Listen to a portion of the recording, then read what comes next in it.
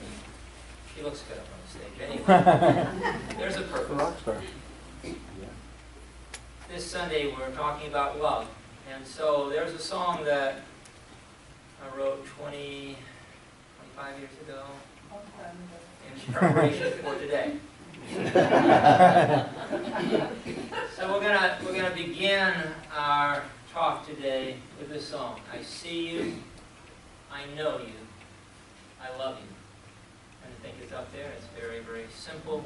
And we'll sing it through twice. I see you, I know you, I love you. I am seen, I am known, I am loved by you. I can love you as I love me, being loved by you.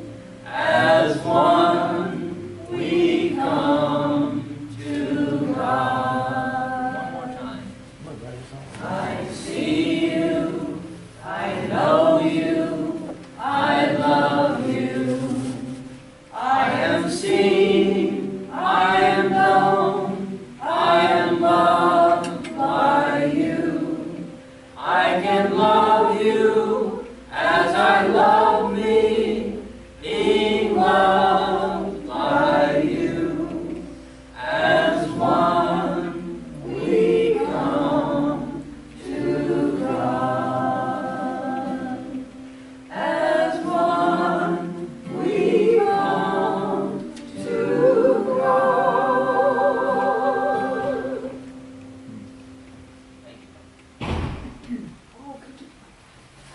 Thank you.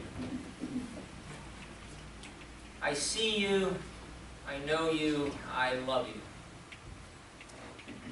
Now, the tricky part of all that is, who do I actually see? You know, do I see you? Or do I see the you want me to see? Or do I see the you used to be? Or do I see the you I need you to be? And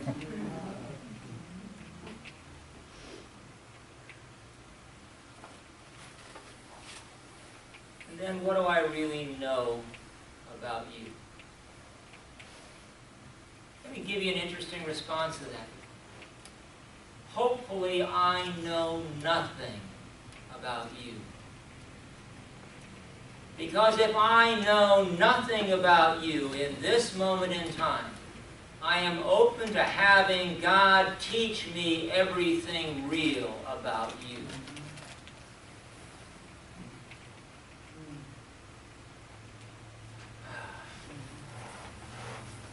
See, once I actually see you and know you for who you really are, there's nothing else to do except to love you. I am seen. I am known. I am loved by you. Oh, this is harder for some people. You never notice that? See, in order to be seen and known and loved by you, I have to be willing to be seen and known and loved by you. And I could give you a very long list, which you could add to with an equally long list of all of the reasons that we are not willing to be seen and known and loved. Bottom line is, we have to forgive ourselves for all the ways in which we judge ourselves. You understand, there isn't anybody out there judging us besides us.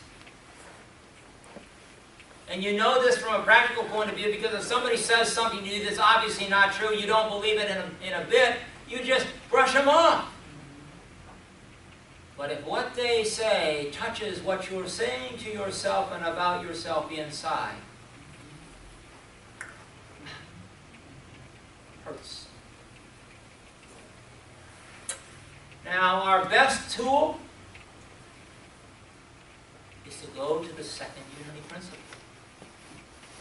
Second unity principle says our essence is God. Therefore, we are inherently good.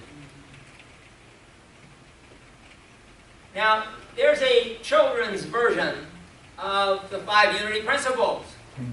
And actually, sometimes I like the children's version better than the adult version. The kids' version says, I am naturally good because God's divinity is in me and in everyone. That cool? So one of the things that we have to do is forgive our spiritual arrogance. Because it is the height of arrogance to say that my evaluation of who I am is more true and more accurate than God's.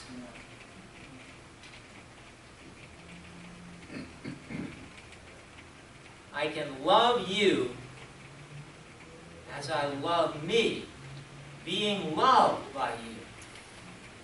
Wow, that's tricky for the ego. See, the ego is the king or queen of duality. And I cannot really love you as long as I hold you separate from me in any way.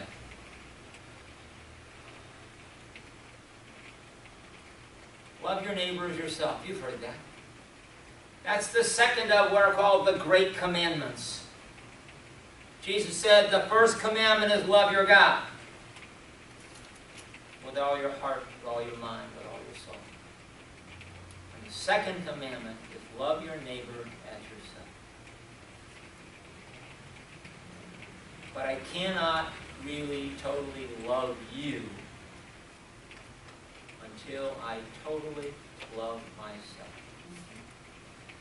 Another way to say it is that my love for you will be just as conditional as my love for me.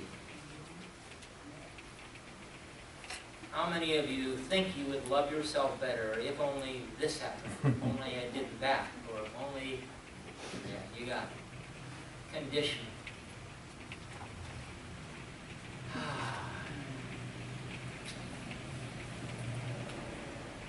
I actually have to make the choice, make the decision to let you love me. To let you in. As one, we come to God. The truth in all of this love thing that we're talking about is that we are just one. It looks like there's a whole bunch of us out here, but we're one. It's the first unity principle. We say this every Sunday morning. There is only one presence and one power as the universe and as my life. God, the good omnipotence. Kids' version, simpler. God is all good and active in everything everywhere.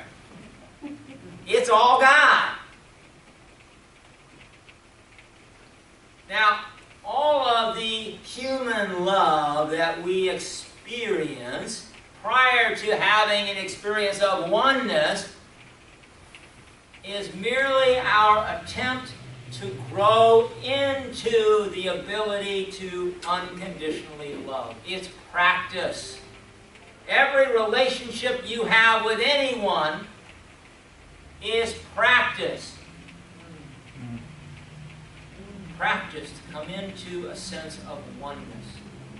And you notice when it doesn't work, underneath all of the stuff that doesn't work is duality, is separation, is me and you trying to come together. There's no oneness in that. So, it's kind of an interesting question. How do we change our experience of ourselves, and how do we change our experience of the world? I promised you a little tour. This is the third unity principle. We are co-creators with God, creating reality through thoughts held in mind. Which means, by the way, the reality that you're experiencing is exactly the thought that you're thinking.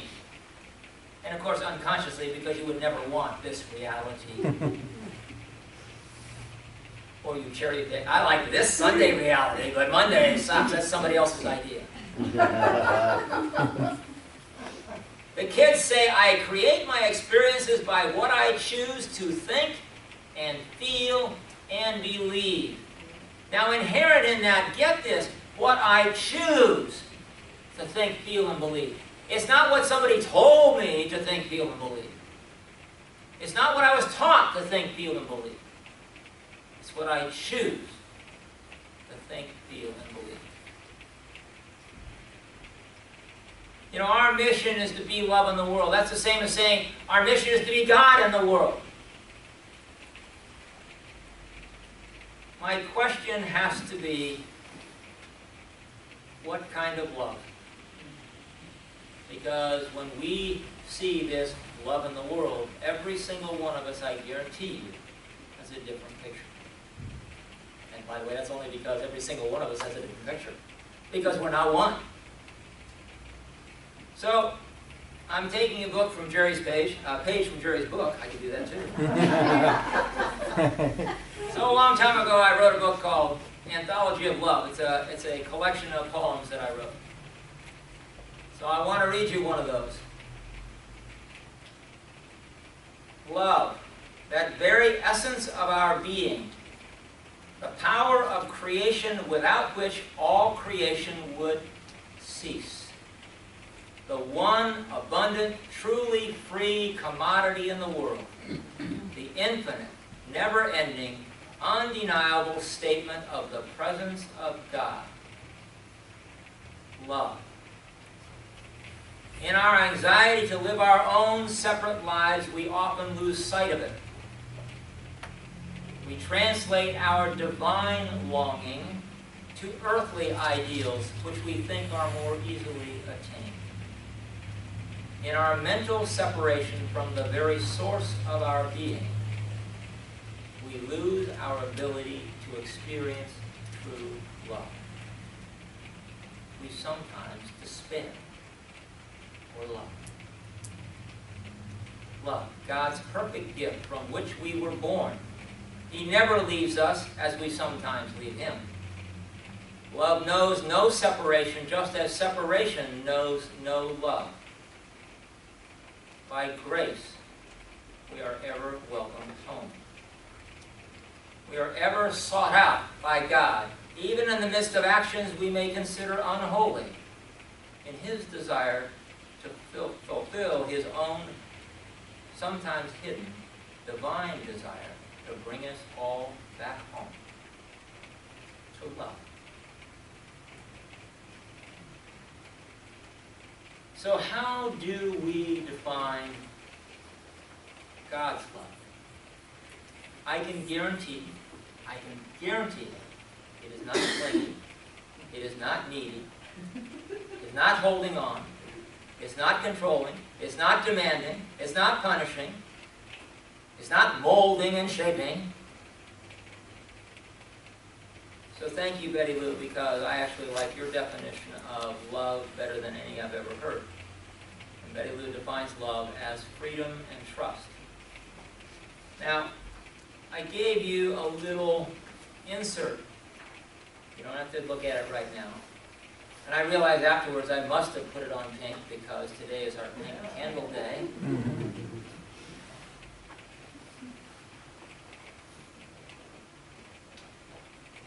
So this is Betty Lou's writing on love is freedom and trust. I love you, and I know that you love me too. Editorial comment, by the way. You notice that that's an affirmation. You say that if any part of your mind says, well, I don't know, or yeah, sure, or well, sounds good, you got some cleaning up to do. But you always start with where you want to be. I love you, and I know that you love me too. Love is freedom. The freedom for you and I to be who we are. The freedom to live life as we do. The freedom to make mistakes and learn from them. The freedom to express our own truth as we see it. And love is trust. The trust that there is a constant flow of love no matter what. The trust that in spite of life's problems, we believe in and support each other's right to live as we choose. The trust that in adversity there is healing and learning and gifts of love. The trust that under conflict and emotional expression there is love. I love you and I trust you. I free you to be all you are.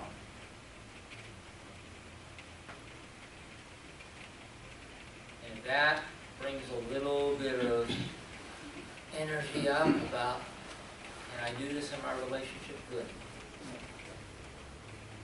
That's the growing edge. Until we can read that and know that in our heart, we're still a work in progress.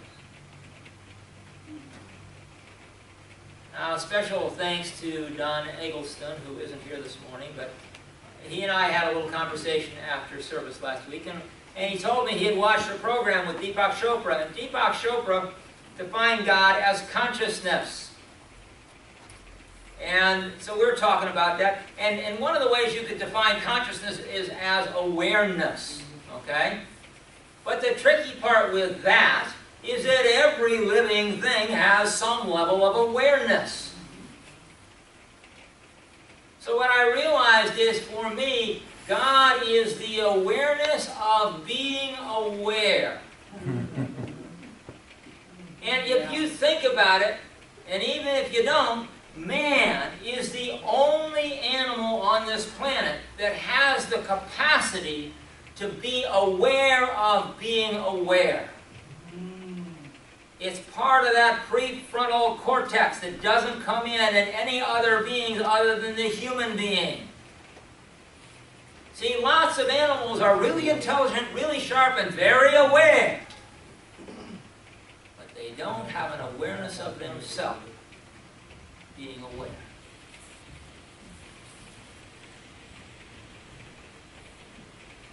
God in us and as us is aware of us loving and being loved. Being loved by ourselves as we love each other, and being loved by each other as we let them. So the question for me comes down to, how in the world do I develop this consciousness, this level of awareness? So we have our fourth unity principle. Through prayer and meditation, we align our heart, mind with God. Denials and affirmations are tools we use. See, our job is to deny the world we see and to affirm the truth we know. Deny the world we see and affirm the truth we know.